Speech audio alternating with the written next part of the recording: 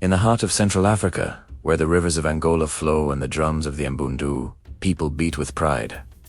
A child was born in 1583 who would one day challenge an empire. Her name was Nzinga, a name that would echo through history as a symbol of courage, wisdom, and defiance. From her earliest years, Nzinga was unlike anyone around her. She was sharp-minded, strong-willed, and fearless, while others were content to follow. Nzinga questioned everything. She learned the art of leadership, strategy, and diplomacy from her father, the king of Ndongo. Even as a young woman, her presence commanded respect.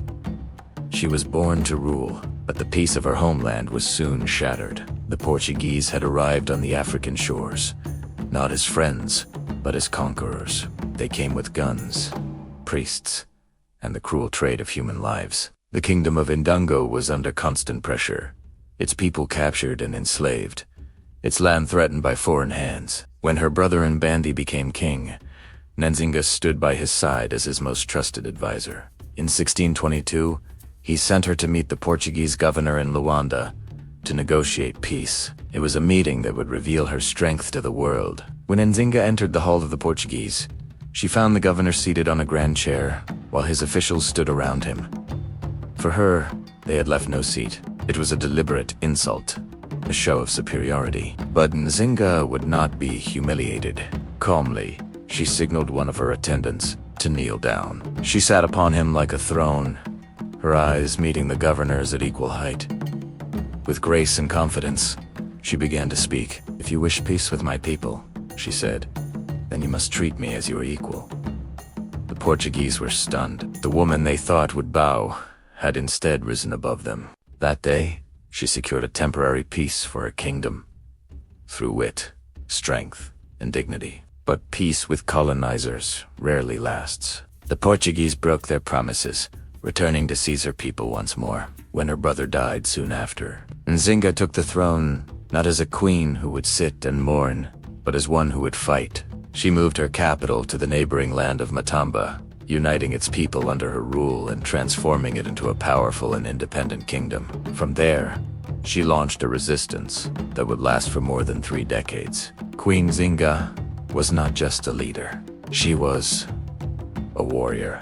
She led her armies into battle dressed like a man, carrying weapons, riding horses, and commanding troops with unmatched authority. She built alliances with neighboring tribes and even formed pacts with the Dutch to challenge the Portuguese. Her courage became legendary. Through jungles and rivers, she fought not just for land, but for the freedom of her people. "I will not let my people live in chains," she declared. "If I must fight until my last breath, then so be Italiano," and fight she did. Year after year, Nzinga resisted the foreign invaders, refusing to surrender her kingdom or her pride. Even as she grew older, her spirit never faded. She ruled Matamba with wisdom, establishing trade, protecting her citizens, and ensuring that her land remained free. When Queen Nzinga died in 1663 at the age of 80, she left behind not only a kingdom, but a story, one that still inspires generations across Africa. She had stood against the might of an empire and shown the world that the strength of a woman can shake the foundation of nations.